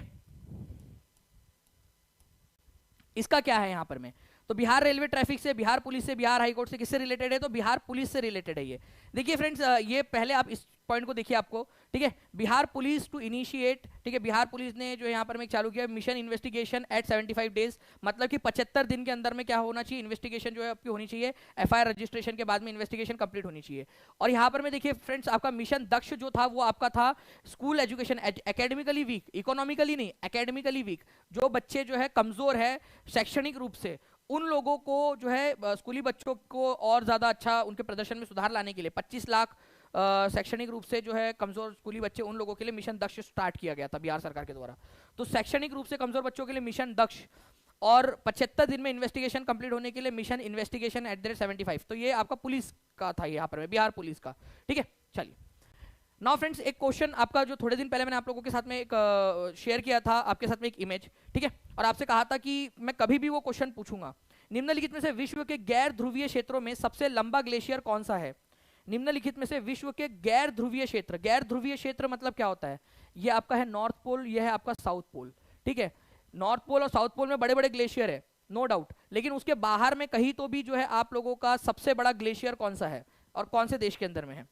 याद करिए, आप लोगों को थोड़े दिन पहले मैंने एक इमेज के अंदर में दिखाया भी था, ठीक है, जब मैंने आप लोगों से बाल्टारो ग्लेशियर कहा, ये बताया था ना आपको कि ये काराकोरम रेंज में है, काराकोरम रेंज के अंदर में बाल्टारो ग्लेशियर है आप लोगों का, सियाचिन ग्लेशियर, बियाफो, हिस्पर, ये सब क्या है आपके काराकोरम रेंज में मौजूद ग्लेशियर है। ग्लेशियर मतलब जहां हिम की बड़ी बड़ी नदियां, पानी की जमी हुई नदियां, बर्फ, ठीक है, बर्फ का बड़ा सा टुकड़ा। तो बाल्टारो जो है फ्रेंड्स भारत का सबसे बड़ा आपका ग्लेशियर है, और काराकोरम के अंदर में पाकिस्तान ऑक्यूपाइड कश्मीर के अंदर में आपका ये यहाँ पर में आप देख सकते हो, यहाँ पर में फेड चैनको, ठीक है, ये फेड चैनको जो है ना आपका ये ताजिकिस्तान में है, और ये आपका नॉन पोलर जोन में, मतलब कि पोल के बाहर, ध्रुव के बाहर में सबसे बड़ा ग्लेशियर है आपका, ठीक है। तो ये इसको याद रख लीजिए आप लोग, हो सकता है कभी किसी एग्जाम के अंदर में आप लोगों से पूछ लिया जाए फेड चैनको, तो इंपॉर्टेंट है, इसको इंपॉर्टेंट मार्क कर लेना आप सभी लोग, ठीक है। बाल्टारो ग्लेशियर जो है आपका इंडिया का पार्ट है, लेकिन पाकिस्तान ऑक्यूपाइड कश्मीर के अंदर में अभी वो, ओके। बाकी फेड चैनको ताजिकिस्तान के अंदर में, और दुनिया का नॉन पोलर जोन के अंदर में, गैर ध्रुवीय क्षेत्र के अंदर में सबसे बड़ा आपका ये आपका ग्लेशियर, ठीक है, हिमनद। नेक्स्ट क्वेश्चन की तरफ में आगे बढ़ते हैं फ्रेंड्स। केंद्रीय हाईलैंड या सेंट्रल हाईलैंड इसको कहा जाता है, सेंट्रल हाईलैंड। मैंने आपको बताया था सेंट्रल हाईलैंड जो है हमारे भारत के अंदर में, यहाँ पर में जो पठार है, ठीक है, 4 उनके नाम है, उनको कहा जाता है सेंट्रल हाईलैंड्स, ठीक है। आपके बेसिकली आपका जो दक्कन का पठार है उसके ऊपर में, और यहाँ पर में अरावली पर्वत है, यहाँ पर में दक्कन का पठार है, फिर कर्नाटक का पठार वगैरह छोटे छोटे आप लोगों के हैं, ठीक है। तो ये जो सेंट्रल हाईलैंड है 4, उनका सही क्रम लगाना है आपने, पूरब से पश्चिम की तरफ में, यहाँ से स्टार्ट करना है। और मैंने आपको ऑलरेडी बताया था कि ये क्वेश्चन मैं आपसे पूछूंगा, जिस व्यक्ति ने भी वो लेक्चर देखा होगा मेरा, जो मैंने आप लोगों से लिया था 15 मार्च का लीक वाला पेपर वाला, उसके अंदर मैं बताया था आपको। पीडीएफ जो है राखी कुमारी जी ये जो है ऐप के ऊपर में, टीचिंग परीक्षा का जो ऐप है उस पर मिल जाता है, तो टीचिंग परीक्षा का एप्लीकेशन डाउनलोड कर लीजिए, टीचिंग परीक्षा एप्लीकेशन गूगल प्ले स्टोर से। केंद्रीय हाईलैंड्स का जो है फ्रेंड्स विशेषता, सही क्रम क्या है आपका, पूर्व से पश्चिम की तरफ में। अब देखो यहाँ पर मैं आपको दिखाता हूँ, ठीक है, ये हमारा भारत है, और यहाँ पर मैं आपका सेंट्रल हाईलैंड्स है। थोड़ा सा जूम करते हैं हम लोग, तो यहाँ से आप देखेंगे तो सबसे पहले यहाँ पर में मालवा है आपका, ठीक है, फिर आप लोगों का है बुंदेलखंड का पठार, फिर है छोटा नागपुर, फिर है आप लोगों का यहाँ पर में बाघेलखंड का पठार, बाघेलखंड का पठार, और यहाँ पर में आप लोग देखोगे छोटा नागपुर का पठार है सबसे पूरब में, इसको बोलते हैं सेंट्रल हाईलैंड। इसको, इतने हिस्से को सेंट्रल हाईलैंड, केंद्रीय उच्च भूमि, सेंट्रल हाईलैंड। अब चलो आप लोग लिखो और फिर आंसर बताना, पहले आप लोग कमेंट में लिख दीजिए ताकि आप लोगों को याद हो जाए। बिहार हेडमास्टर के लिए, हेड टीचर के लिए अल्पना कुमारी जी कोर्स अवेलेबल है टीचिंग परीक्षा के ऊपर में, जो भी मतलब जो भी इंटरेस्टेड है टीचिंग परीक्षा के कोर्स में, नीचे में नंबर जो चल रहा है 7611101101 9697884444, इस पर कॉल कर सकते हैं, या टीचिंग परीक्षा ऐप डाउनलोड कर लीजिए, वहां भी जानकारी मिल जाएगी आपको। तो ये पहले लिख दो आप लोग, ठीक है, उसके बाद में जो है आप लोगों को याद हो जाएगा यहाँ पर में, ठीक है, MBBC, ठीक है, बिल्कुल। तो उसका उल्टा भी कर लोगे आप लोग तो आपको हो जाएगा MBBC। तो यहाँ पर मैं पहले याद रख लेना, बुंदेलखंड और फिर बाघेलखंड है आपका, और ये छोटा नागपुर का पठार है, ओके। तो अब हम यहाँ पर में आते हैं वापस से, तो सबसे पहले सबसे लास्ट में आपका जो है छोटा नागपुर का पठार आएगा, तो ये आंसर तो हो ही नहीं सकता, ठीक है। छोटा नागपुर के बाद में जो है बाघेलखंड आएगा, या आप लोगों का क्या आएगा ये आपको बताना है। तो बाघेलखंड आएगा, बाघेलखंड आएगा आप लोगों का, ठीक है। छोटा नागपुर और बाघेलखंड दोनों में दिया हुआ है, ठीक है। मालवा का पठार जो है सबसे वेस्ट में है, सबसे वेस्ट में, तो ये आंसर नहीं हो सकता आपका, डी आंसर नहीं हो सकता। अब देखिए छोटा नागपुर का पठार, बाघेलखंड का पठार, बुंदेलखंड का पठार और मालवा का पठार, तो answer is option number C, ठीक है, C is the correct answer. इस तरीके से आप लोगों ने इसको याद रखना था फ्रेंड्स, इंपॉर्टेंट है, एग्जाम के अंदर में आप लोगों से पूछ सकते हैं, तो प्लीज इस पर्टिकुलर क्वेश्चन को आप सभी के सभी लोग जो है अच्छे से याद रखेंगे, ठीक है। तो छोटा नागपुर का पठार, ठीक है, बाघेलखंड का पठार, बुंदेलखंड का पठार, मालवा का पठार, पूरब से लेकर की बात कर रहे हैं। ये शिलोंग प्लेट्यू जिसको आप लोग मेघालय का पठार बोलते हैं, मेघालय प्लेट्यू जिसको बोलते हो, ये आपका जो पेनिनसुलर जो प्रायद्वीप है ना हमारे भारत का, यहाँ पर में देख सकते हो आप लोग यहाँ पर में, ठीक है, भारत का प्रायद्वीप, भारतीय प्रायद्वीप, इसी का एक्सटेंशन है, उसी का एक भाग है ये सेंट्रल हाईलैंड, दक्कन का पठार पूरा, ये सब के सब भारत के प्रायद्वीप का हिस्सा है, भारतीय प्रायद्वीप का हिस्सा है, ये जो त्रिकोण दिख रहा है ना आपको उसका हिस्सा। तो ये मेघालय का पठार भारतीय प्रायद्वीप का ही एक्सटेंशन है, कई बार एग्जाम में आ चुका है ये क्वेश्चन, ठीक है। तो इसका आंसर सी होगा आपका। कभी भी अगर मैं पूछूं तो याद रखना है आप सभी लोगों ने, वेस्ट से ईस्ट या ईस्ट से वेस्ट आप लोगों के लिए पूछ सकते हैं आप लोगों से। बिल्कुल यूके एलटी के लिए भी बहुत ही इंपॉर्टेंट क्लास हो सकती है रूपाली जी, क्योंकि एनसीईआरटी बेस्ड क्वेश्चन है सारे के सारे आपके, ठीक है। चलिए नेक्स्ट जो है फ्रेंड्स हम लोग आगे बढ़ते हैं हमारे नेक्स्ट क्वेश्चन की तरफ में। अब देखिए अभी हाल ही में फ्रेंड थोड़े दिन पहले की एक खबर थी आप लोगों की, जिसके अंदर में आप लोगों से आया था कि विश्व खुशहाली जो है आपका सूचकांक, ठीक है, उसमें भारत की रैंकिंग कितनी है। तो वो रैंकिंग जारी कौन करता है, ठीक है, और वर्ल्ड हैप्पीनेस डे कब आता है ये भी आप लोग कमेंट करके बता देंगे मुझे, वर्ल्ड हैप्पीनेस डे कब आता है। ओके, और जितने भी लोग देख रहे हैं फ्रेंड्स, आप लोगों को अगर लेक्चर पसंद आ रहा है और आप लोगों को लग रहा है कि आप लोगों के काम के, तो आप सभी लोग जो है फ्रेंड्स यहाँ पर मैं सेशन को लाइक कर सकते हो। और एक चीज आप लोगों से कहूंगा कि अगर आप टीचिंग परीक्षा को सपोर्ट करना चाहते हैं यहाँ पर में, तो सेशन को जहां भी शेयर कर सकते हो, ठीक है, जहां जहां भी शेयर कर सकते हो, हर एक ग्रुप में अपने दोस्तों के साथ में, टेलीग्राम, फेसबुक, व्हाट्सएप, इंस्टाग्राम, सभी जगह पे एक बार शेयर जरूर कर देंगे सेशन को, ताकि जो है फ्रेंड्स इसी तरीके से पूरी टीम मोटिवेटेड रहे आप लोगों को और ज्यादा आप लोगों के लिए काम करने के लिए, ठीक है। तो जहां भी शेयर कर सकते हैं शेयर जरूर कर देना आप लोगों ने। तो विश्व खुशहाली सूचकांक के बारे में अगर मैं बताऊं तो यूनाइटेड नेशन सोल्यूशन, ठीक है, या फिर आपका यूनाइटेड नेशन का जो सस्टेनेबल डेवलपमेंट सोल्यूशन नेटवर्क है, जिसको UNSDSN बोलते हैं, ठीक है, वो जारी करता है। यूनाइटेड नेशन का सस्टेनेबल डेवलपमेंट सोल्यूशन नेटवर्क इसको जारी करता है। हैप्पीनेस फाउंडेशन, वर्ल्ड बैंक या इकोनॉमिक फोरम नहीं जारी करता। इसका आंसर इसका भी होगा। अब आप लोग देखिए फ्रेंड्स, आप लोगों को जो है ना पूरा का पूरा ये करवाया था आपके, देखिए पूरी ये जितने भी बच्चे उन्होंने देखा होगा ना, ये पूरा ये आप लोगों को करवाया था, सारे के सारे इंडेक्सेस, ठीक है, आपकी बैच के अंदर में। तो वैश्विक लैंगिक अंतराल सूचकांक, जेंडर गैप इंडेक्स, ठीक है, भारत का जो है यहाँ पर में भारत की रैंकिंग, ठीक है, 127वीं है, ठीक है, विश्व आर्थिक मंच, वर्ल्ड इकोनॉमिक फोरम जारी करता है। लेकिन जब बात आती है यहाँ पर में वर्ल्ड हैप्पीनेस रिपोर्ट की, तो ये जारी करता है फ्रेंड्स संयुक्त राष्ट्र सतत विकास समाधान network, United nation sustainable development solution network, UNSDN। Okay, इसमें सबसे ज्यादा खुशहाल देश है फिनलैंड, ठीक है। चलो फिनलैंड जाकर भी बस जाते हैं अपन लोग यहाँ पर, फिनलैंड में, फिनलैंड की जो है BPSC की तैयारी करेंगे अपन। ओके, मजाक करो, यहाँ पर में फिनलैंड के अंदर में कौन सी एग्जाम होंगी आप लोगों की, ठीक है, BPSC यहाँ पर में तो FPSC, Finland public service commission, वहाँ पर में TRE आयोजित करवाते हैं। खुशहाल देश है वो, अच्छे है, वहाँ के लोग भी अच्छे हैं, ठीक है। तो यहाँ पर में देखिए फ्रेंड्स 2023 के अंदर में भारत की रैंक 126वीं थी और अभी भी हम 126वें नंबर पे हैं। हम लोग जो है फ्रेंड्स यहाँ पर में हमारे भारत को हम लोग ये सोचते हैं कि कितना खुशहाल देश है, कितना सोने की चिड़िया, अदरक लहसन, ठीक है, फॉल्स जो है नैरेटिव्स के अंदर में हम लोग रहते हैं। यहाँ पर में आप लोग देखिए कि 100 जो है यहाँ पर में 37 देशों की सूची में हम 126वें नंबर पे है, ठीक है। और हम लोग जो है यहाँ पर में अलग अलग चीज़ों के लिए हमारे भारत के अंदर में धर्म, जाति और पता नहीं किस किस चीज़ों के ऊपर में लड़ाई होती रहती है, और हमको लगता है हम भारत भाई एक्चुअल में स्थिति ये है 126वें नंबर पे है। और आपको पता है फ्रेंड्स कि पाकिस्तान जो है ना वो हमसे ज्यादा बेहतर स्थिति के अंदर में, ओके, पाकिस्तान खुशहाली इंडेक्स में हमसे ज्यादा है, बांग्लादेश हमसे ज्यादा अच्छी कंडीशन के अंदर में, ठीक है, एज पर दी संयुक्त राष्ट्र सतत विकास समाधान नेटवर्क। चीन हमारा पड़ोसी, ठीक है, वो हमसे ज्यादा ऊपर है रैंकिंग के अंदर में, ठीक है। और 126वें, पिछले साल भी 126वें पे थे, और 2024 की जो रिपोर्ट आई है अभी नई ताजी अभी उसमें भी 126वें नंबर पे खुशहाली इंडेक्स में हम लोग, ओके।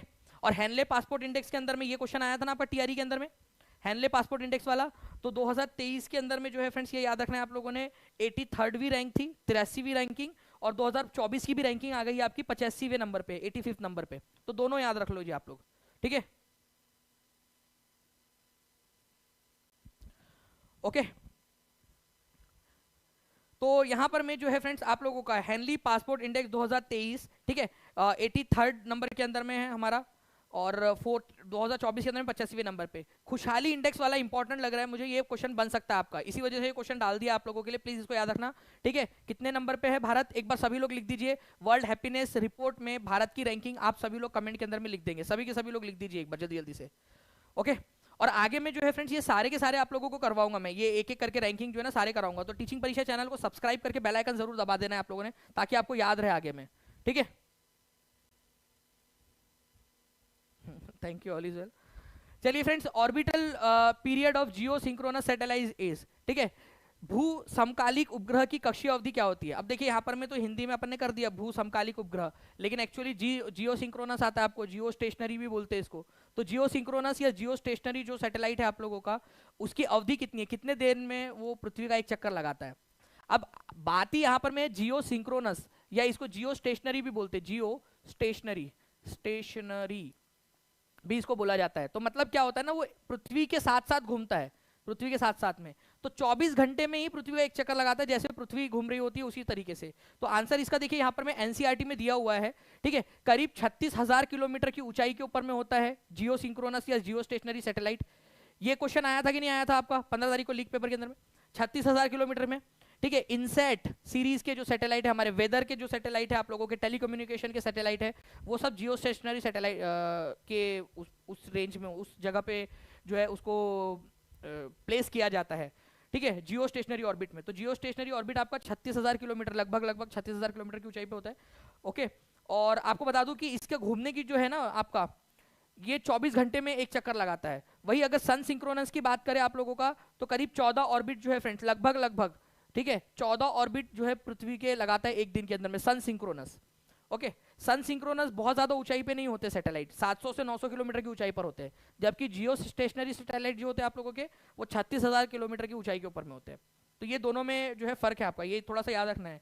सन सिंक्रोनस, ठीक है, ओके, 700 से 900 किलोमीटर, और जियो स्टेशनरी लगभग जो है आप लोगों का 36,000 किलोमीटर। ये एनसीईआरटी का स्क्रीनशॉट है आपका, ठीक है। चलिए, आप देख सकते हो फ्रेंड, इनसेट श्रेणी के जो उपग्रह है आप लोगों के, ठीक है, जिसके अंदर में आप लोगों का दूरसंचार, मौसम विज्ञान या मौसम से रिलेटेड जो आप लोगों के सैटेलाइट्स होते हैं ना, वो सारे भूस्थैनिक या फिर जियो स्टेशनरी ऑर्बिट के अंदर में होते हैं, जियो स्टेशनरी ऑर्बिट के अंदर में।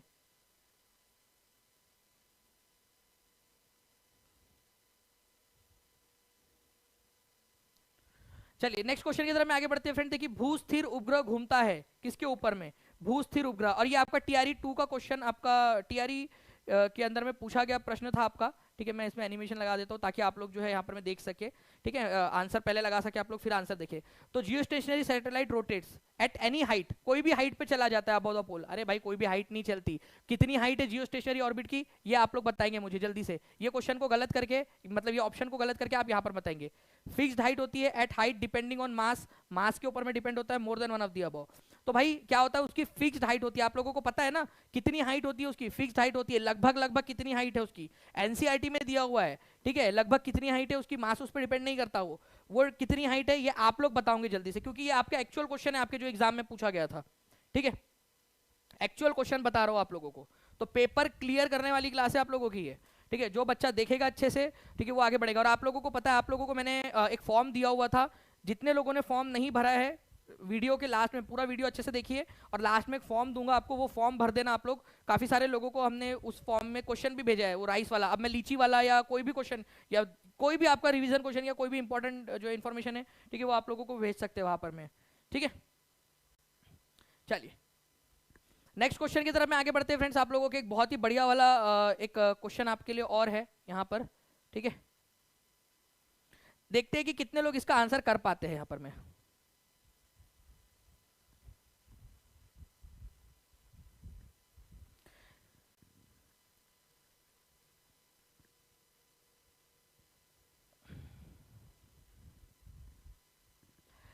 कोशिका केंद्रक सेल न्यूक्लियस का कौन सा भाग प्रोटीन सृजन का सूचना स्रोत है।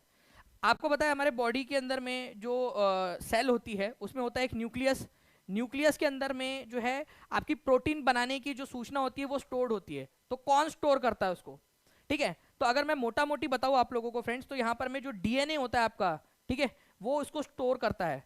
अब डीएनए के अंदर में भी कहां पर में होती है, ये भी एक क्वेश्चन बन सकता है, एक लेवल आगे जाकर बन सकता है कि नहीं बन सकता ये क्वेश्चन आपका, ठीक है।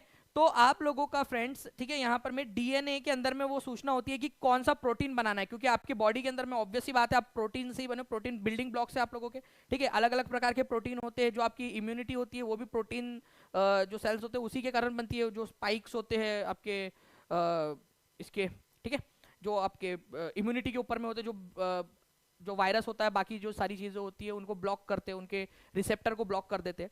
तो वो प्रोटीन बनाने की इंफॉर्मेशन आपके डीएनए में होती है, और डीएनए में भी कहां पर में होती है, जीन्स के अंदर में, ठीक है, जीन्स के अंदर में होती है, ये याद रखना है आप लोगों ने, डीएनए के अंदर में भी, जीन्स के अंदर में, ठीक है। तो ये आप लोग थोड़ा सा याद रखोगे। तो आप लोग इस पर्टिकुलर इसको देखिए, आप लोग ये भावेश सर ने आप लोगों को पेड क्लास के अंदर में पढ़ाया भी था आपका, वो एज इट इज क्वेश्चन भी आया था एग्जाम में। ये आपका हमारी बॉडी ह्यूमन सेल है, ह्यूमन सेल के अंदर में यहाँ पर में आप लोगों का डीएनए होता है, ठीक है। डीएनए जो है फ्रेंड्स आप लोगों का, ठीक है, उसी के अंदर में जीन होता है, ओके, डीएनए के अंदर में होता है जीन, डीएनए का सेगमेंट है, डीएनए का एक पार्ट है, ठीक है, डीएनए का एक पार्ट है जीन, बहुत सारे जीन्स होते हैं आपके अंदर में, अलग अलग एक पार्ट है आपका। तो इसी के अंदर में प्रोटीन बनाने की इंफॉर्मेशन आपकी स्टोर होती है जीन के अंदर में, ये याद रखना था आप लोगों ने, ठीक है। तो ये इंपॉर्टेंट क्वेश्चन है आप लोगों का फ्रेंड्स, याद रखना है आप लोगों ने। तो कोशिका केंद्रक में, सेल न्यूक्लियस के अंदर में प्रोटीन बनाने की इंफॉर्मेशन कहाँ होती है? डीएनए में। डीएनए में कहां पर में होती है अगर ये पूछा जाए तो जीन के अंदर में। डीएनए के अंदर में भी कहां होती है? तो जीन के अंदर में होती है। और ये आपका जो है 10th क्लास के साइंस का चैप्टर नंबर 9 में भी दिया हुआ है, ठीक है। डीएनए का एक सेक्शन होता है आप लोगों का जीन, जिसके अंदर में जो है वो प्रोटीन बनाने की इंफॉर्मेशन आप लोगों की स्टोर्ड होती है, ठीक है। ये याद रखना है आप लोगों ने। तो इस पर्टिकुलर पॉइंट को आप लोग याद रखेंगे, इंपॉर्टेंट एग्जाम के अंदर में पूछा जा सकता है। And thank you very much friends, आप लोगों का यहाँ पर में 3000 से भी ज्यादा बच्चों ने इस सेशन को लाइक कर दिया है, बहुत बहुत शुक्रिया आपका, ठीक है। आप सभी लोगों का बहुत बहुत शुक्रिया, ठीक है। एक दो ही चीजें यार जो मोटिवेट करती है आप लोगों की, ठीक है। उसके बाद में देखिए हिंदी में भी आप लोग देख सकते हो, अनुवांशिकता का जो है फ्रेंड्स आप लोगों का किस प्रकार से होती है उस पूरे बारे में बात की गई है। डीएनए का वह भाग जिसमें प्रोटीन संश्लेषण की सूचना होती है उसको जीन कहते हैं हम लोग। साबुन का निर्माण ब्लैंक के साबुनीकरण द्वारा किया जाता है, सो ठीक है, सेपोनिफिकेशन के द्वारा किया जाता है। किसके सेपोनिफिकेशन के द्वारा? साइंस का क्वेश्चन है आपका, जल्दी से बता दीजिए आप सभी लोग। अगर आप चाहते हो फ्रेंड्स कि एनसीईआरटी बेस्ड ऐसे क्वेश्चन मैं आपको करवा दूं तो आप सभी लोग जल्दी जल्दी से जो है बताते जाएंगे। एक क्वेश्चन था आप लोगों का, इसी से मिलता जुलता एक क्वेश्चन जो पूछा गया था आप लोगों का, ठीक है, उसके ऊपर में आधारित ये क्वेश्चन है आपका।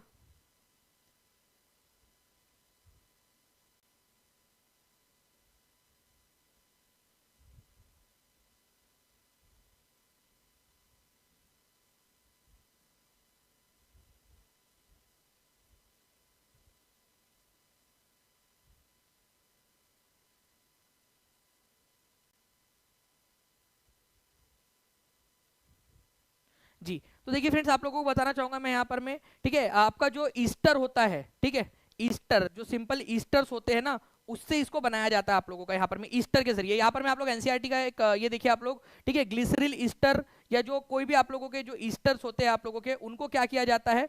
सोपिफिकेशन किया जाता है, सोडियम हाइड्रोक्साइड के साथ में उसकी प्रक्रिया कराई जाती है आप लोगों की, और आप लोगों को जो है सोप या डिटर्जेंट जो है वो बनता है आप लोगों का। तो ग्लिसरिल ईस्टर या सिंपल ईस्टर जो होते हैं ना, उससे बनता है आपका, ठीक है। ग्लिसरॉल इसका एक बाय प्रोडक्ट है। आपको क्या मिलेगा इसके अंदर में? आपको जो है फ्रेंड ग्लिसरॉल मिलता है, ग्लिसरॉल या जिसको ग्लिसरीन भी आप लोग कहते हो। तो ये क्वेश्चन आया था कि नहीं आया था आप लोगों का एग्जाम के अंदर में? By product found in soap industry, ठीक है।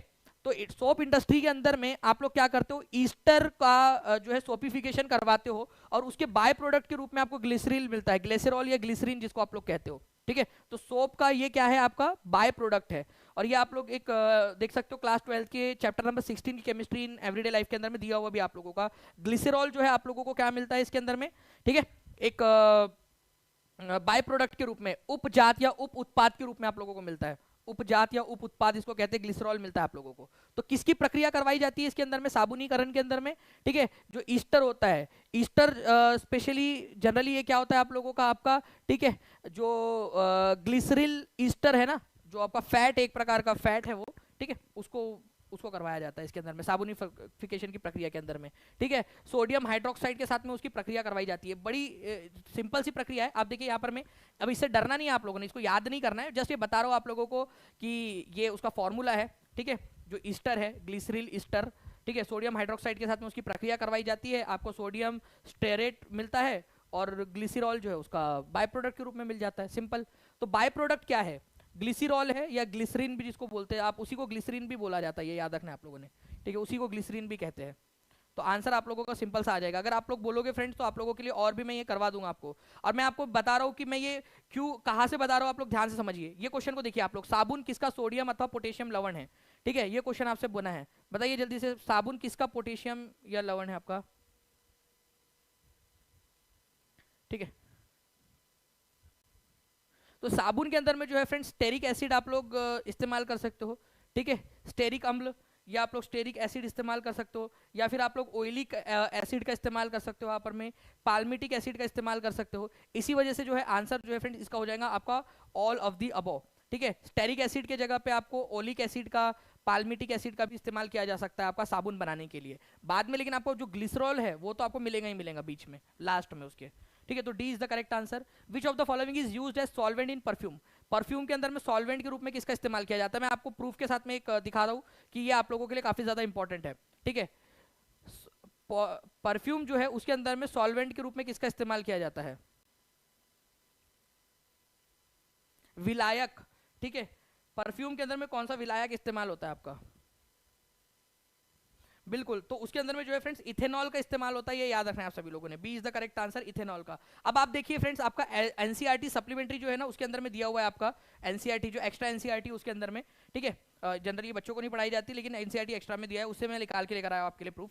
सॉल्वेंट यूज्ड इन परफ्यूम, ठीक है, तो जो सुगंध में प्रयुक्त होने वाला जो विलायक है या परफ्यूम के अंदर में होने वाला विलायक है, वो कौन सा है आपका? देखिए, दो की जोड़ी एफ के साथ में लगने वाली है आप लोगों की, एनसीईआरटी में दिया हुआ है इथेनॉल, ठीक है, उसके अंदर में विलायक के रूप में इथेनॉल आपका जो है ना, ये याद रखना आपने, इसका इस्तेमाल होता है आपका, ठीक है। और यहीं पे आप लोगों का साबुन उद्योग में अतिरिक्त उत्पाद का क्या बनता है आपका, ठीक है, यही से देख लीजिए आप लोग, क्वेश्चन कहां से बना था, प्रूफ निकाल के ला लिए डायरेक्टली। साबुन उद्योग का अतिरिक्त उत्पाद या उप उत्पाद, या फिर आप लोगों का जिसको बाय प्रोडक्ट बोलते हो आप लोग, ठीक है, बाय प्रोडक्ट, ठीक है, सोप इंडस्ट्री के अंदर में, जिसको कॉस्मेटिक में भी इस्तेमाल किया जाता है, लोग ग्लिसरीन लगाते हैं ना, लड़कियां वगैरह या लड़के भी लगाते हैं ग्लिसरीन चेहरे वगैरह पे, ठीक है, तो ग्लिसरॉल, जिसको ग्लिसरीन भी कहते हैं आप लोग, तो 6 की जोड़ी 2 के साथ लगनी थी, 6 की जोड़ी जो है 2 के साथ या बी के साथ में। ये भी आपको जो है फ्रेंड्स, ये इमेज आप लोगों को, जो आपका इमेज वाला सेक्शन है ना टीचिंग परीक्षा के ऐप के ऊपर में, उसमें डाल दिया जाएगा, आप लोग वहां से इसको एक्सेस कर सकते हो। और इस पर मैं जो है ना सारे के सारे ये 6 पॉइंट दिए हैं, कम से कम 10 क्वेश्चन इसमें मैं बनवा दूंगा वहां पर। मैं टीम को मैं बिठा दूंगा, चाहे आप 1 घंटा लग जाए उसको बनाने में, लेकिन मैं टीम से कहूंगा कि इसको बनाए बढ़िया से क्वेश्चन, और मैं खुद चेक भी करूंगा उसको कि 2-4 जोड़ियां मिलाने वाले क्वेश्चन, कुछ जो है सिंपल वाले क्वेश्चन आपके ऐसे बनाकर आप लोगों को दिए जाए। वो इमेज वाला जो सेक्शन है ना अपना, जिसमें इमेजेस के थ्रू आपको बहुत सारे पॉइंट्स दिखने मिल जाते हैं, वो वाले इसमें, ठीक है। और भी कुछ क्वेश्चंस है इससे रिलेटेड, मैं आपको बता देता हूँ यहाँ पर। मैं नेफ्थलीन जो है, इसका रासायनिक प्रतिक्रिया जो है, आपका प्रतीक क्या है नेफ्थलीन का, जो है नेफ्थलीन, बताइए यहाँ पर। में टार और टार कपूर के रूप में भी इसको जाना जाता है, सफेद टार या टार, ठीक है, आप इसको जानते हो। कैम्फर भी बोलते हैं इसको, टार कैम्फर, ठीक है, नेफ्थलीन। इसका फॉर्मूला क्या है? एनसीईआरटी के अंदर में दिया हुआ है, डायरेक्टली आप लोगों को आंसर करना है इसका, ठीक है। तो C10H8, ठीक है, C10H8, C10H8 जो है फ्रेंड्स इसका फॉर्मूला है। और NaOH किसका हो जाएगा? ये तो सिंपल सा सोडियम हाइड्रोक्साइड का फॉर्मूला है आपका NaOH, ठीक है। तो answer is option number B, C10H8, ये इस तरीके से C10H8, ओके, नेफ्थलीन का। तो आप देख सकते हो यहाँ पर में नेफ्थलीन जो है आपका, इसका फॉर्मूला है आप लोगों का फ्रेंड C10H8। इसको जो है आप लोग टार कैम्फर के नाम से भी जानते हो आप लोग, ठीक है, या कपूर भी बोलते हो आप लोग इसको ना, कपूर की गोलियां वगैरह जो होती है आप लोगों की, उसकी नेफ्थलीन की गोलियां। तो रासायनिक प्रतीक है इसका C10H8, C10H8 इंपॉर्टेंट है, प्लीज इसको याद रखेंगे आप सभी लोग, केमिकल सिंबल, ठीक है, इसका नेफ्थलीन का। हर कोई लिख देगा कमेंट बॉक्स में, ताकि आप लोगों को याद रहे लंबे समय तक, ओके। अच्छा, ग्लिसरॉल की बात की थी मैंने आप लोगों से थोड़ी देर पहले, तो ग्लिसरॉल का भी फॉर्मूला पूछा जा सकता है आप लोगों से, ग्लिसरीन या ग्लिसरॉल। तो ग्लिसरीन या ग्लिसरॉल अगर आप लोग कभी भी यूज करो, तो एक एक्स्ट्रा पॉइंट आपको बता देता हूं, ठीक है, C3H8O3, ठीक है, C3H8O3 आप लोगों का, ठीक है, 3 बाद में, बीच में 8 है, C3H8O3, ठीक है। ये क्या है? आप लोगों का ग्लिसरीन है, ये याद रखना है आप लोगों ने, ग्लिसरीन या ग्लिसरॉल जिसको आप लोग कहते हो, ठीक है। नॉर्मली साइंटिफिक लैंग्वेज में ग्लिसरॉल बोलता है, आप लोग इसको ग्लिसरीन बोल देते हो, है ना, एक ही बात है वो। इसका कॉस्मेटिक इंडस्ट्री में इस्तेमाल होता है ग्लिसरॉल, ग्लिसरॉल, ओके, ग्लिसरीन भी इसको कहा जाता है। और साबुन के बाय प्रोडक्ट से मिलता है, साबुन बनाते समय ये बाय प्रोडक्ट के रूप में आप लोगों को मिलेगा, ओके। चलिए, तो इसको आप लोग आंसर करते रहेंगे फ्रेंड जल्दी जल्दी से, और भी अगर आप लोग क्वेश्चन चाहते हो तो मैं आप लोगों को करवाता रहूंगा यहाँ पर में, ठीक है। और जितने भी लोग हैं टीचिंग परीक्षा चैनल को सब्सक्राइब नहीं किया तो चैनल को सब्सक्राइब करके बेल आइकन जरूर दबा दीजिए आप सभी लोग, और जहां भी शेयर कर सकते हो फ्रेंड्स, एक चीज आप लोगों ने करनी है यहाँ पर में, हर एक बच्चा, ठीक है, अगर आप टीचिंग परीक्षा की हेल्प करना चाहते हो, एक एक बच्चा जो है फ्रेंड्स शेयर जरूर कर देगा सेशन को, जहां भी आप लोग शेयर कर सकते हो अपने दोस्तों के साथ में, टेलीग्राम, फेसबुक, व्हाट्सएप, इंस्टाग्राम। और आगे में भी जो भी आपके क्वेश्चंस ऐसे हैं, जो भी हर कोई बन सकता है, जैसे हो सकता है ये क्वेश्चन मैं आपसे पूछ लूँ कभी आगे में, तो उसके लिए आपको चैनल को सब्सक्राइब करके बेल आइकन दबा देना है, ताकि आपको आगे में नोटिफिकेशन मिलते रहे। पाचन के बाद कार्बोहाइड्रेट किसमें परिवर्तित होता है? अब एक क्वेश्चन था आप लोगों का थोड़े समय पहले पूछा गया था, आपका पाचन के बाद में प्रोटीन किसमें कन्वर्ट होता है, वो आपके एग्जाम में आया था क्वेश्चन, है ना, ठीक है। तो पाचन के बाद में आपका प्रोटीन किसमें कन्वर्ट होता है, वो हम लोगों ने देखा हुआ था। तो अब कार्बोहाइड्रेट जो है आपका किसमें कन्वर्ट हो जाता है, ये भी क्वेश्चन बन सकता है आप लोगों से, तो इसका भी आंसर कर दीजिए जल्दी जल्दी से आप सभी लोग। तो अगर हम लोग कार्बोहाइड्रेट की बात करें तो ये ग्लूकोज में कन्वर्ट होता है आपका, ठीक है, ग्लूकोज के अंदर में। कितने लोगों ने सही आंसर लगाया था वो बता देंगे जल्दी जल्दी से। और ये आप लोग देख सकते हो फ्रेंड्स, ये आपका था वो क्वेश्चन जो आपके एग्जाम में पूछा गया था, इसी वजह से ये क्वेश्चन करा रहा हूं आप लोगों को। इस क्वेश्चन को देखिए, ये एग्जाम में आया था आपका 15 तारीख की जो आपकी लीक वाली एग्जाम थी, उसके अंदर मैं पूछा था पाचन के बाद में प्रोटीन किसमें परिवर्तित होता है, आप लोग बताइए जल्दी से जल्दी से। आई होप आप सभी लोगों ने आंसर कर दिया होगा, एक एक बच्चा जो है आप लोग आंसर कर देंगे यहाँ पर में।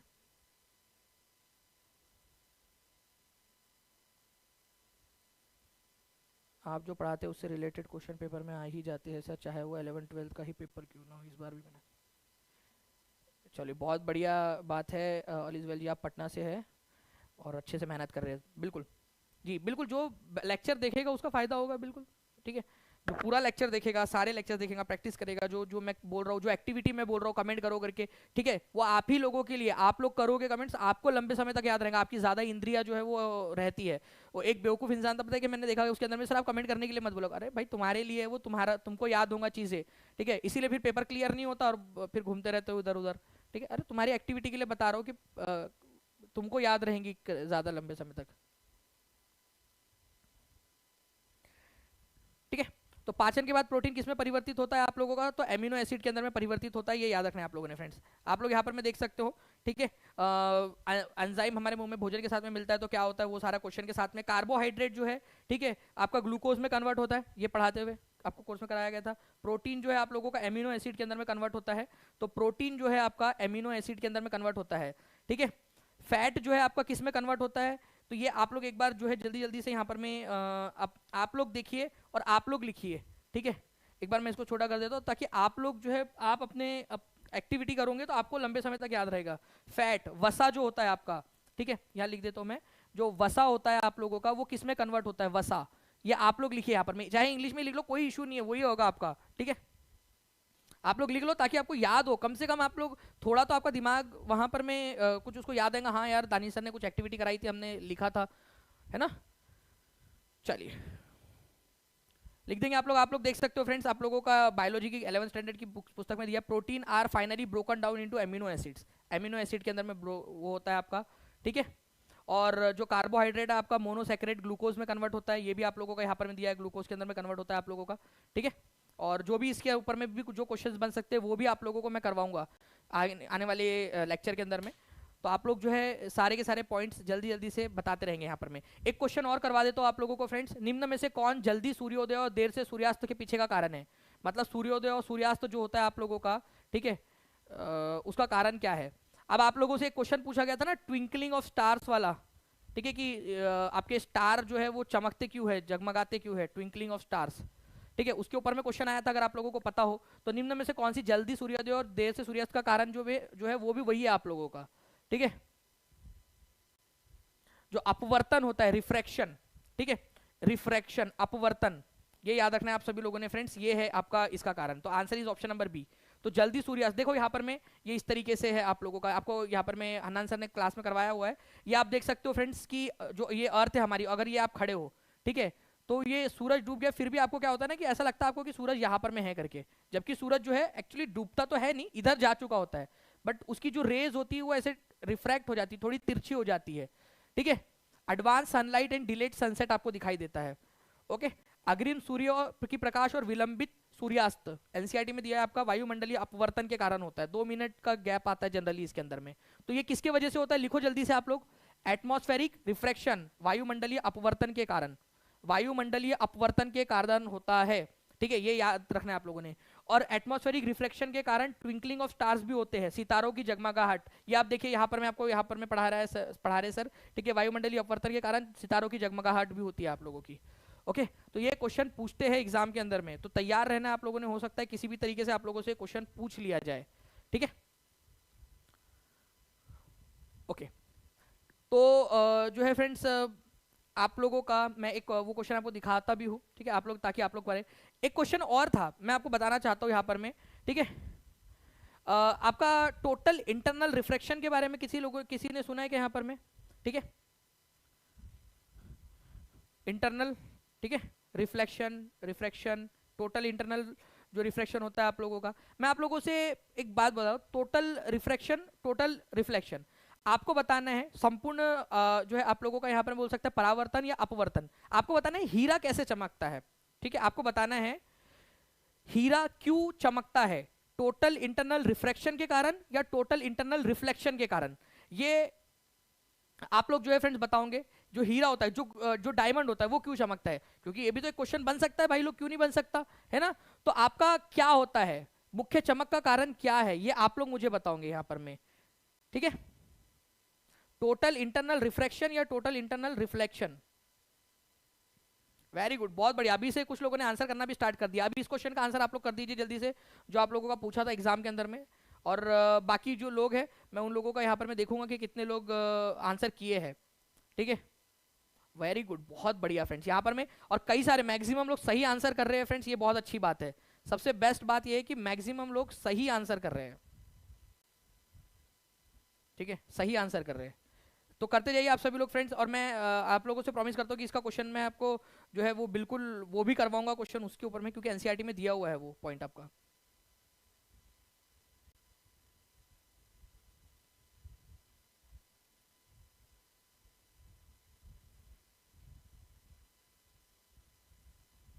बहुत खूब, चलिए।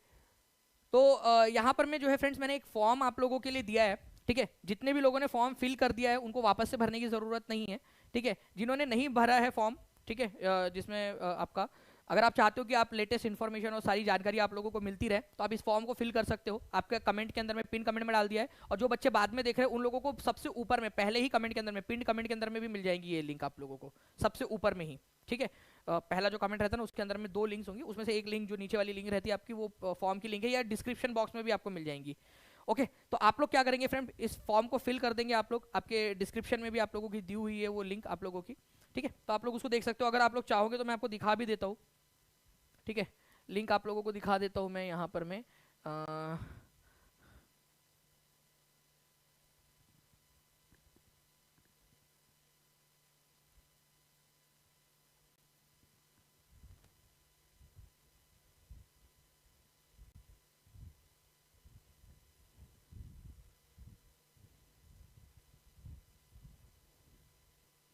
ये देखिए फ्रेंड्स, ये आप लोगों का लेक्चर चल रहा है।